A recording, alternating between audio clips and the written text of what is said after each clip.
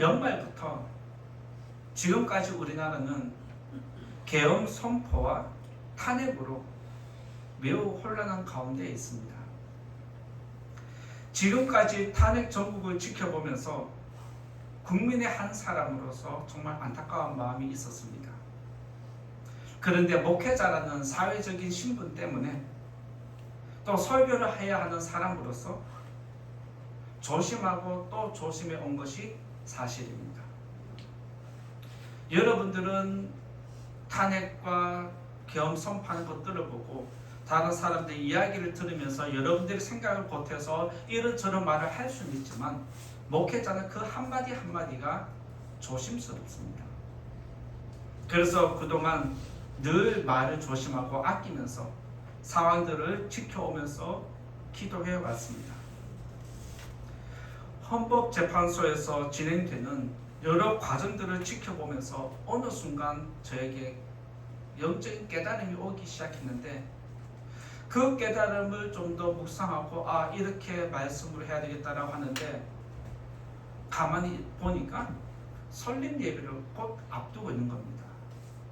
설립 예배를 앞두고 이렇게 무거운 설교를 하면 안 되겠다 싶어서 잠깐 접어놓고 있다가 설립 예배가 지난주에 끝나자마자 오늘 또 이렇게 처음으로 여러분들 앞에 이 말씀을 나누게 되었습니다. 남북으로 분단되었다는 것 제가 지난번에 한번 설교 중에 살짝 언급한 것 같습니다. 우리나라는 남북으로 분단되어 있습니다. 그리고 정치 지형에 따라서 우리나라는 동과 서로 분단되어 있습니다. 이전에 여러분들이 잘 알고 있듯이 탄핵이라는 시간 때문에 우리나라는 사방팔방으로 분단이 되고 있는 실정입니다. 여기서 더 안타까운 것은 그 분단의 균열이 이제는 한국 교회 안에 스며들었습니다. 이보다 더 비참한 것은 이 분단의 균열이 가정에도 지금 파고들었다는 사실입니다. 한국교회와 성도님들의 가정, 이 땅 백성들의 가정을 보면 목회자와 성도가 균열이 일어났고 성도와 성도 간의 균열이 일어났고 자녀와 자녀 사이의 균열이 일어나고 부모와 자녀 세대 간에도 지금 균열이 일어나고 있습니다. 균열이 일어난다는 것은 서로 등을 친다는 그런 뜻이 포함되어 있습니다. 이 자리에 계신 성도님들 가정은 평안하십니까? 만약 여러분들의 가정이 이런 정치 지형에도 탄핵이 일어나서 혼란스러움에도 불구하고 평안하다면 여러분들은 사실 감사해야 합니다. 왜냐하면 여러분들이 알지 못하는 곳에 지금 굉장히 균열이 지금 많이 일어나 있는 상황입니다.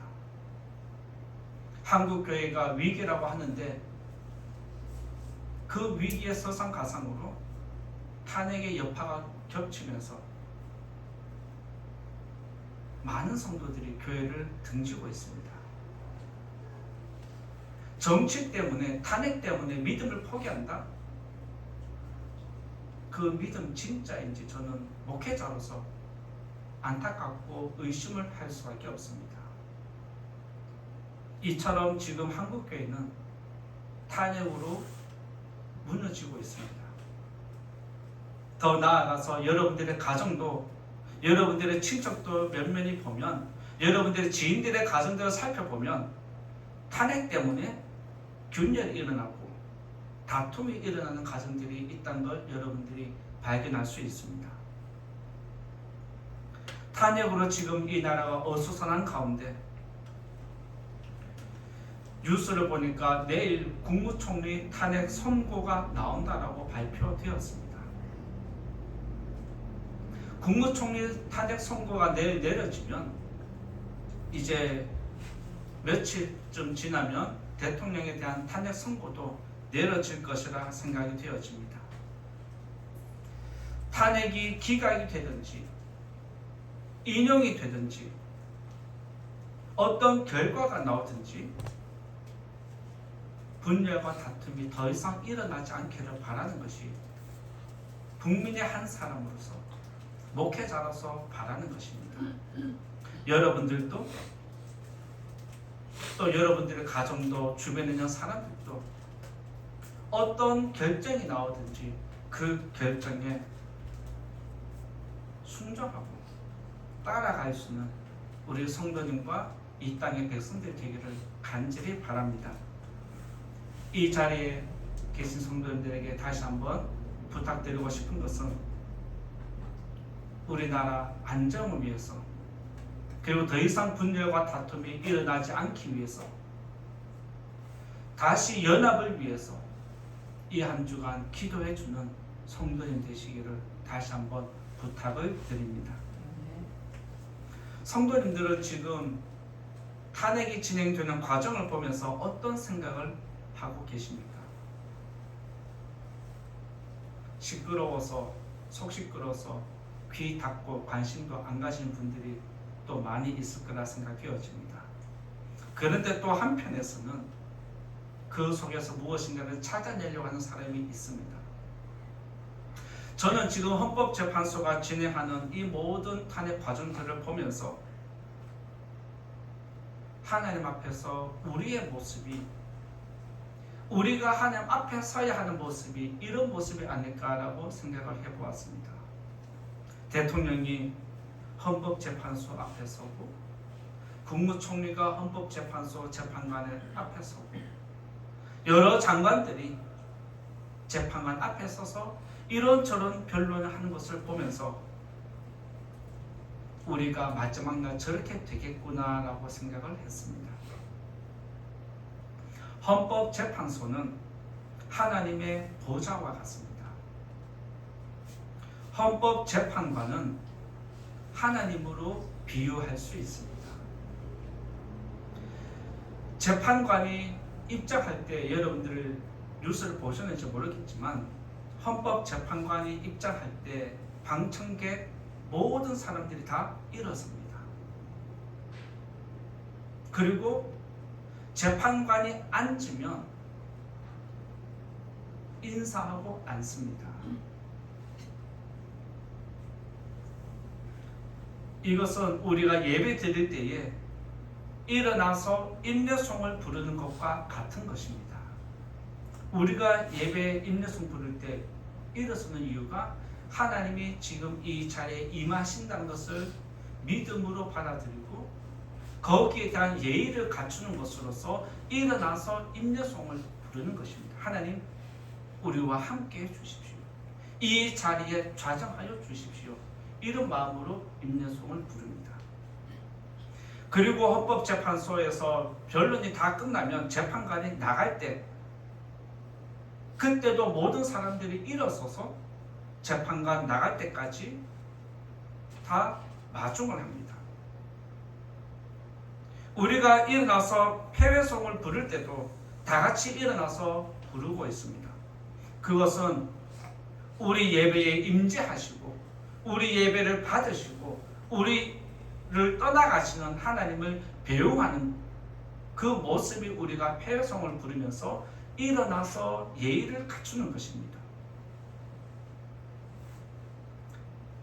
헌법재판소에서 변론을 막 한 다음에 최종적으로 결정을 내리기 전에 마지막으로 각 사람이 재판관을 향해서 마지막 최종 변론을 할 수 있는 기회를 제공합니다. 이것이 바로 우리가 마지막 날 하나님 앞에서는 심판대와 같다는 것을 깨닫게 되었습니다. 계엄으로 지금 30번째 탄핵이 올라갔습니다. 어수선한데 더 어수선해지는 이 상황이지만 마지막 날의 심판에 비하면 지금 이 땅에서 이루어지는 탄핵은 아무것도 아닙니다. 마지막 날 세상의 혼란함은 이것보다 더 할 것입니다. 이 땅의 탄핵으로 나라가 어수선하고 혼란스럽다면 마지막 날 우리가 하나님 앞에 서는 그날은 어떤 광경이 펼쳐질까요? 한번 상상해 보시면 우리가 정말 내 삶을 조심해야 한다는 것 깨닫게 돼요.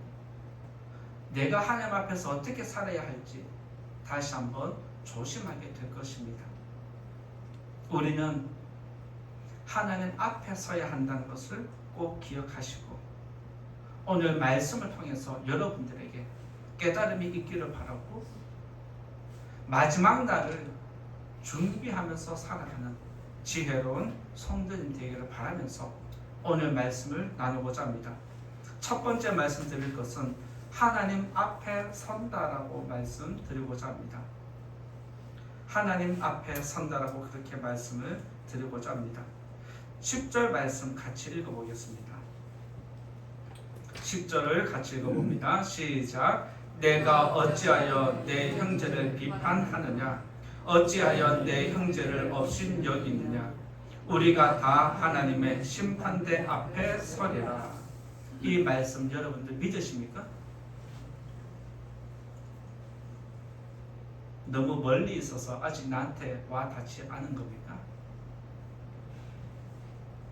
바울은 로마 교회가 음식 때문에 서로 비판하는 것을 보고 비판하지 말라고 편지를 써줍니다. 왜 비판하지 말라고 이야기를 하냐면 바로 사도 바울이 여기 기록한 대로 업신여김이 나타나기 때문입니다. 비판하지 말라는 것은 업신여기지 말라는 겁니다. 여기서 비판의 사전적인 의미는 잘못을 따지고 판단하는 것을 비판이라고 이야기를 합니다. 잘못을 따져서 판단하고 결정하는 것이 바로 비판입니다. 우리가 보통 회의를 할 때 상대방의 의견을 이제 비판하는 것, 그런 거는 충분히 할 수 있습니다. 그런데 그것을 넘어서는 것을 이야기합니다. 오늘 여기에서는 상대방을 정죄하는 것까지 포함되어 있습니다. 즉 여기서 비판은 상대방을 정죄하고 상대방을 무시하는 것을 포함합니다. 토론은 이렇게도 하시고 저렇게 할 수 있습니다. 그런데 토론은 토론으로 끝이 납니다.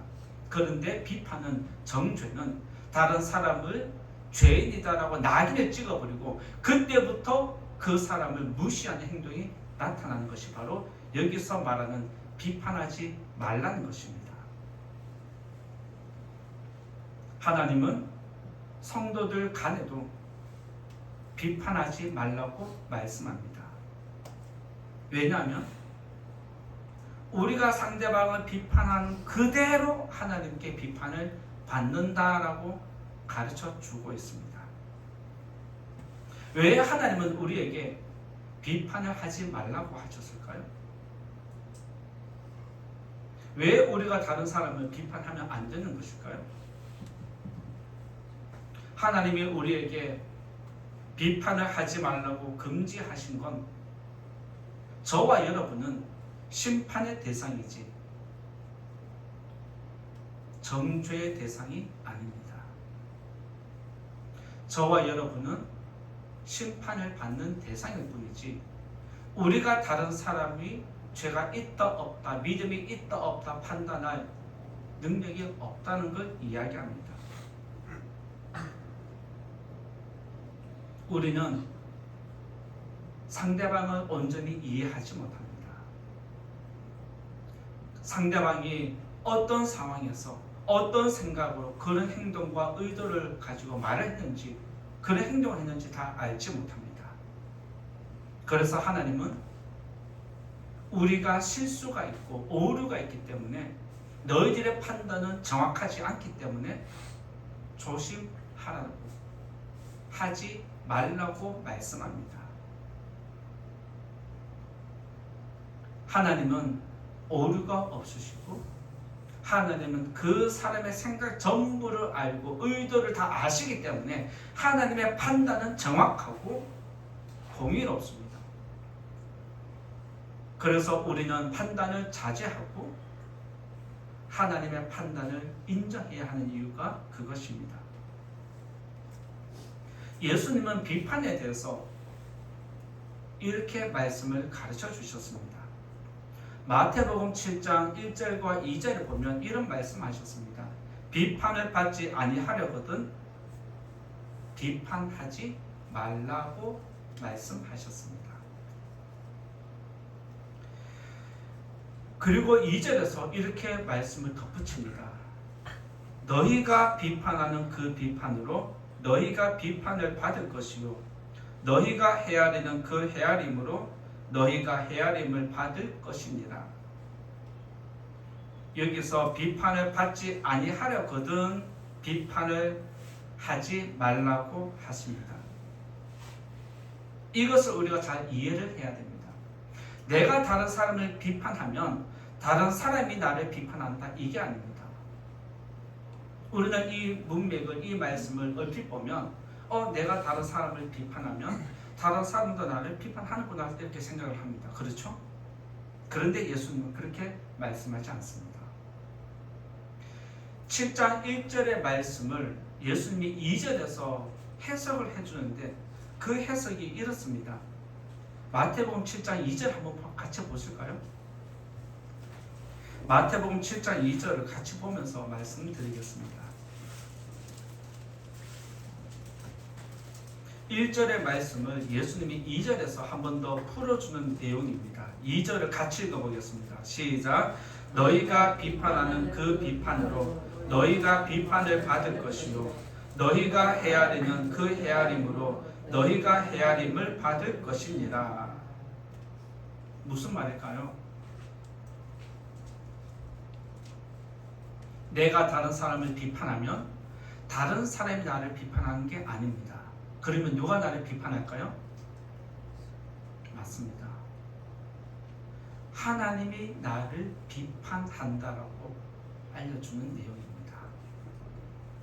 그래서 예수님은 2절에서 너희가 비판하는 그 비판 그대로 하나님이 너희들에게 되돌려 준다는 의미입니다. 즉 내가 상대방을 강하게 비판하면 그 강한 비판으로 내가 하나님께 책망을 받는다, 비판을 받는다는 것이고, 내가 상대방을 비판할 때 부드럽게 비판하고 어떤 마음으로 그 사람을 비판하든지 그 비판 그대로 하나님이 우리에게 마지막 날에 비판한다는 것을 알려주는 내용입니다. 우리가 다른 사람을 정죄하면 하나님도 우리들을 그렇게 같은 잣대로 정죄하십니다. 그게 공정한 건 아닙니까? 내가 상대방에게 이런 잣대를 들이대었다면 하나님도 내가 사용한 그 잣대를 나에게 들이대는 것이 맞습니다. 그래서 하나님은 우리에게 비판을 받지 않으려면 비판을 하지 말라고 말씀해 주십니다. 그래서 예수님은 2절에서 너희가 비판을 받을 것이고 너희가 헤아림을 받을 것이라고 말씀하는 것은 너희가 마지막 날 하나님 앞에 심판대 서면 너희가 비판한 그대로 비판을 받을 거고 너희가 헤아리는 그대로 헤아림을 받을 것이라고 말씀하십니다. 이것은 단순한 비판 차원, 우리가 생각하는 비판의 차원을 넘어서서 굉장히 엄중한 말씀입니다. 따라서 우리는 서로의 믿음을 판단하거나 정죄하지 않도록 우리의 생각과 우리의 말을 조심해야 합니다. 비판하는 것을 헌법재판소에 적용시키면 헌법재판소의 재판관과 비슷합니다. 국회가 대통령을 탄핵했습니다. 국회가 국무총리를 탄핵했습니다. 국회가 여러 장관들을 탄핵했습니다.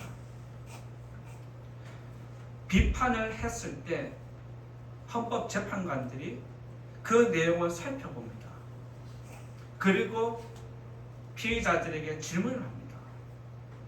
당신이 법을 어겼습니까? 어기지 않았습니까? 따지기 시작합니다. 그래서 국회 의견을 취합하고 피의자의 의견을 취합해서 정확한 정보를 가지고 이 사람은 죄가 있다 없다 판단을 최종 결정을 내립니다. 그래서 재판관들이 탄핵을 기각하면 그 사람은 예전의 신분을 회복하고 자유인이 됩니다. 만약 헌법재판관이 탄핵을 인용시키면 저 사람은 죄가 있다라고 선포를 하면 그 사람은 감옥에 갑니다. 재판관들의 선고에 따라서 그 사람의 운명이 결정이 됩니다. 마찬가지로 우리가 하나님 앞에 심판대 서면 하나님의 선고 한마디에 우리들은 천국과 지옥이 결정됩니다. 뉴스를 보셔서 아시겠지만 세상에는 지금 비판이 넘쳐나고 있습니다. 이쪽은 저쪽을 비판하고 저쪽은 이쪽을 비판하고 서로 지금 비판하는데 그 비판의 물줄기가 그 영적인 흐름이 이제는 위에서부터 땅 끝에까지 온 백성들의 삶 속에 이제는 학생들에게까지 지금 미쳐 있습니다. 지금 이 세상은 비판으로 가득히 채워져 있습니다.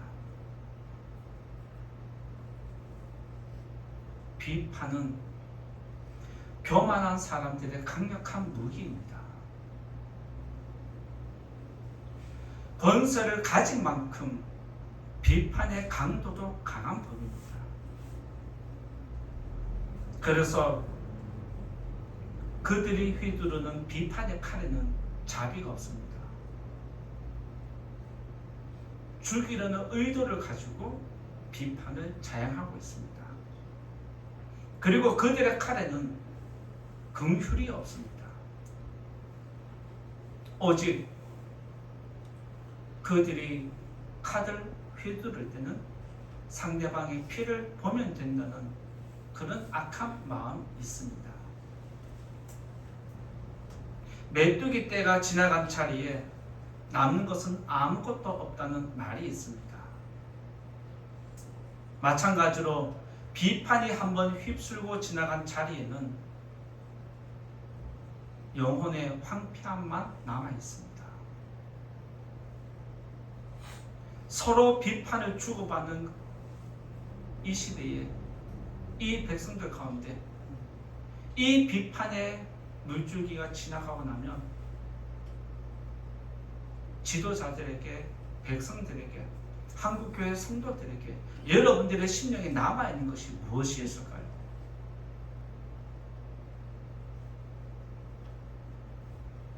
이 비판이 지나가고 나면 황폐함만 남을까봐 저는 사실 많이 걱정하고 있습니다.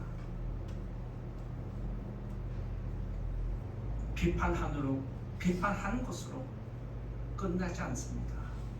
상대방을 죽이는 것으로 끝나지 않습니다. 하나님은 오늘 분명히 말씀하십니다. 비판하는 너희가 나에게 비판을 받을 것이다. 비판을 받지 않으려면 비판을 하지 말라고 말씀하십니다. 바라기는 비판의 칼을 휘두르는 이 땅의 지도자들을 우리 하나님이 용서해 주시기를 바라고, 한국교회와 성도님들을 하나님께서 거룩한 능력으로 지켜주시기를 예수님 이름으로 축원드리고 부탁을 드립니다. 두 번째로 말씀드릴 것은 직고한다라고 말씀드리고자 합니다. 두 번째로 말씀드릴 건 직고한다는 내용으로 말씀드리고자 하는데 11절과 12절 같이 보겠습니다. 11절 12절 같이 읽어봅니다. 시작. 기록되었으되 주께서 이르시되 내가 살았노니 모든 무릎이 내게 꿇을 것이요 모든 혀가 하나님께 자백하리라 하였느니라. 이러므로 우리 각 사람이 자기 일을 하나님께 짓고 하리라. 이 말씀 믿으십니까? 믿으셔야 됩니다. 마지막 날에 하나님 앞에 서는 모든 피조물, 창조된 사람은 예수의 이름에 무릎을 꿇을 것이고 자신의 행동을 자백하게 된다라고 그렇게 기록해 놓았습니다. 죄인은 하나님의 불꽃 같은 눈동자를 피할 수가 없습니다. 이 말이 무슨 말이냐면 하나님의 권위에 압도되어서 스스로 자기 입으로 죄를 시인하게 된다는 걸 이야기합니다. 감추고 싶어도 감출 수 없고 변명을 하고 싶어도 변명을 할 수 없고 내가 지은 죄를 그대로 하나님께 짓고 한다라고 지금 이야기를 하는 겁니다. 여기서 모든 혀가 하나님께 자백한다는 것은 하나님이 그 혀를 사용해서 스스로 시인하게끔 스스로 자기 죄를 자기가 증인이 되게 만든다는 것을 의미합니다. 각 사람은 하나님 앞에서 자신들의 행위를 짓고 하게 되는데 거짓이 통하지 않습니다. 하나님을 속일 수도 없습니다. 그때는 오직 진실만 있을 것이고 여러분들이 거짓을 했으면 거짓이 드러나고 진실을 했으면 진실만 드러날 것입니다. 여러분들의 믿음이 진짜라면 그 믿음이 남아있을 겁니다.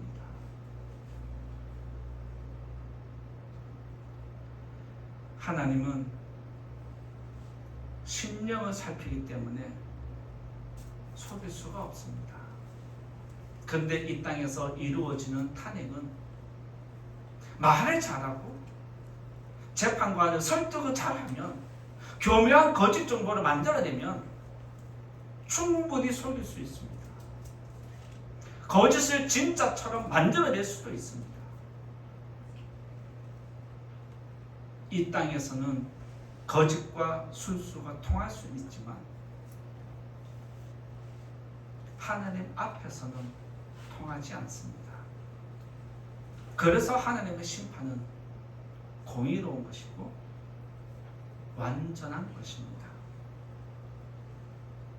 여러분들이 헌법재판소에 그런 변론하는 과정을 어느 정도를 보셨는지 모르겠지만 저도 처음부터 끝까지 다 본 건 아닙니다.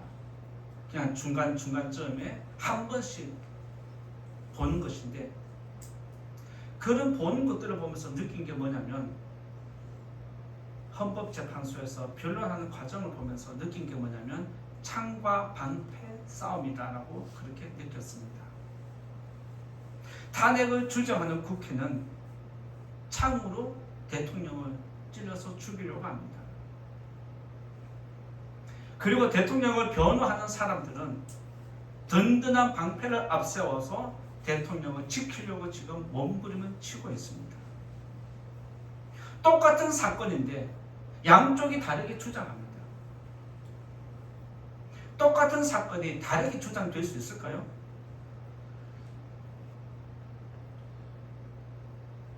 똑같은 사건을 다르게 주장하는 것은 둘 중에 하나는 거짓이라는 뜻입니다. 똑같은 주장을 하지 않고 다르게 주장한다는 것은 둘 중에 한 사람이 정보를 왜곡시켰다는 것을 의미하기도 합니다. 그래서 재판관들은 이쪽 얘기 듣고 그리고 맞아 하고 땅땅땅 끝내지 않습니다. 저쪽 말 듣고도 그렇네라고 결정 내리지 않습니다. 그들의 주장을 다 듣은 다음에 예리한 질문을 그들에게 던집니다. 때로는 국회 측에 질문을 던져서 당황스럽게 만듭니다.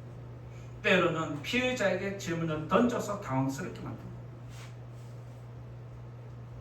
재판관들은 질문을 통해서 그들의 거짓을 찾아내야 되고 왜곡된 정보를 분별해내야 됩니다. 질문을 던져서 그들의 말 속에서 거짓된 정보를 분별해내는 것이 재판관들의 역할입니다. 그래서 재판관들이 질문하는 것을 보니까 계속해서 진실을 찾아가기 위해서 과거로 계속해서 과거로 처음으로 계속해서 돌아가는 것을 보면서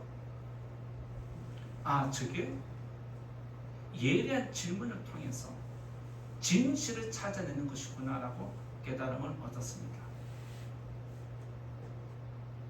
재판관들의 질문에 국회든 피의자든 어떤 대답을 하느냐에 따라서 감옥에 갈 수도 있고 자유인이 될 수 있는 운명이 결정되는 순간입니다.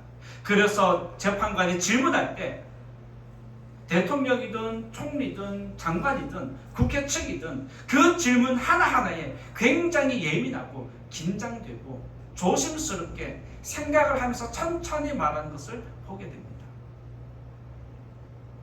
그만큼 그들의 질문이 예리합니다. 모든 조사가 끝나면 헌법재판소는 마지막으로 변론할 기회를 최종적으로 허용해 줍니다. 최종 변론하는 대통령의 그 내용을 쭉 제가 들어봤는데 깍듯하게 재판관을 향해서 인사를 합니다. 그리고 먼저 재판관들에게 경의를 표하는 것을 보게 되고 그 다음에서야 비로소 자기의 사건을 진술하는 것을 보게 되고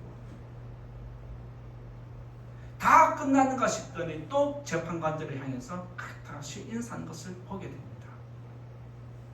이것은 대통령의 모습뿐만 아니라 총리의 모습에서도 장관들의 모습에서도 탄핵을 받은 검사들의 모습에서도 동일하게 나타나는 것임을 보게 되었습니다. 그들의 단어 하나가 엄청나게 절제되어 있다는 것을 발견합니다. 그들이 선택하는 단어 하나하나도 거저 함부로 기록되지 않은 것을 깨닫게 됩니다. 그 단어 하나하나, 그 말투 하나하나를 잘못 사용해서 재판관들의 심기를 건드리면 안 되니까, 재판관들을 불편하게 하면 안 되니까 극도로 조심하는 것을 보았습니다. 그러면서 제가 느끼는 것은 우리도 하나님 앞에서 저렇게 살아야 하는데 하나님 앞에서 산다는 게 저런 것이구나라고 깨달음을 얻습니다. 여러분들은 어떻습니까? 하나님 앞에서는 우리의 모습도 저렇게 긴장이 되어야 되고 말 한마디 한마디 단어 선택 하나하나에도 정말 조심해야 하는구나, 정말 떨리는 긴장감을 가지고 예배를 드려야 되고 서야 하는구나, 우리의 삶이 그렇게 해야 삶 속에서 거룩하구나라고 그렇게 느낌을 받습니다.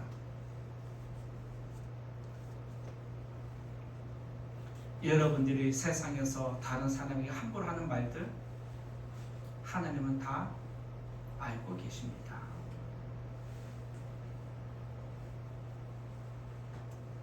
세상의 법정은 최후 진술을 통해서 재판관을 설득하는 기회가 한 번 주어집니다. 그런데 우리가 하나님 앞에 서면 그런 기회는 없습니다. 하나님 앞에 서기 전에 아직 이 땅에 내 생명이 남아 있을 때, 이 땅에 내 생명이 있을 때 회개하고 하나님 나를 용서해달라고 기도하는 것이 바로 최후의 변론과 같은 겁니다. 마지막 날 하나님 앞에 서면 이 세상처럼 최후 변론의 기회는 주어지지 않습니다. 비판은 다른 사람을 정죄하는 것처럼 탄핵도 다른 사람을 정죄하는 수단일 뿐입니다.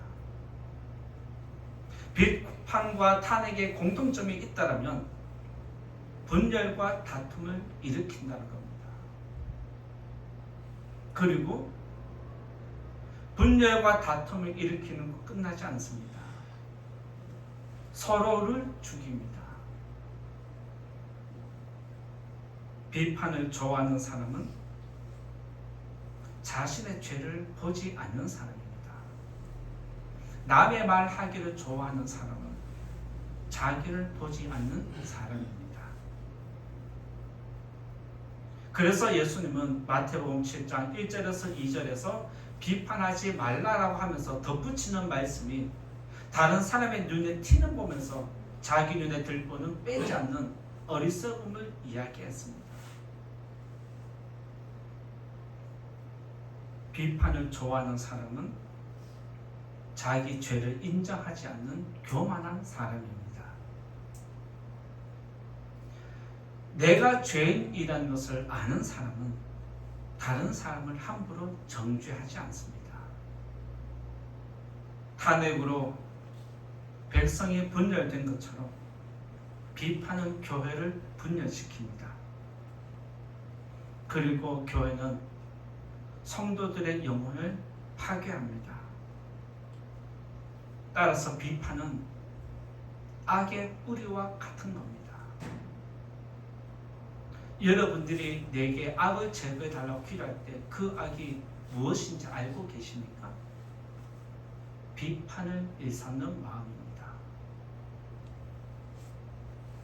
내 마음에서 비판하는 마음이 비판하고자 하는 악이 일어나지 않게 달라고 기도하면 하나님께서 여러분들의 악을 비판하는 교만을 제거해 주실 줄 믿습니다. 하나님 앞에서 내가 죄인이라는 사실을 깨닫고 이 시대의 흐름을 따라서 비판하지 말고 여러분을 지키는 비판을 자제하는 지혜로운 성도님 되시기를 예수님 이름으로 부탁을 드립니다.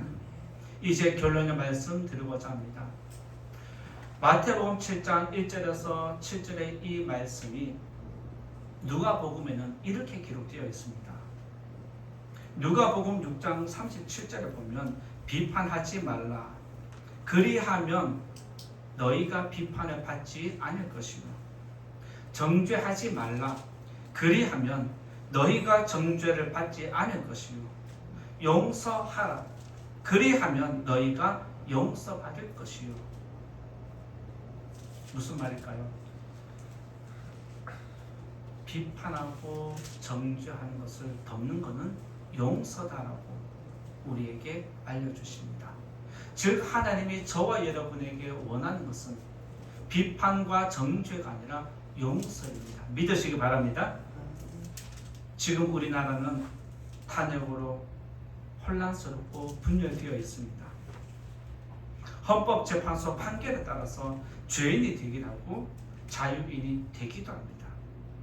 마찬가지로 우리는 하나님이 어떤 심판을 내리느냐에 따라서 우리는 영생에 들어가기도 하고 영벌에 처해지기도 합니다. 세상에서 진행되는 이 탄핵을 통해서 마지막 날을 내가 준비해야 되겠다.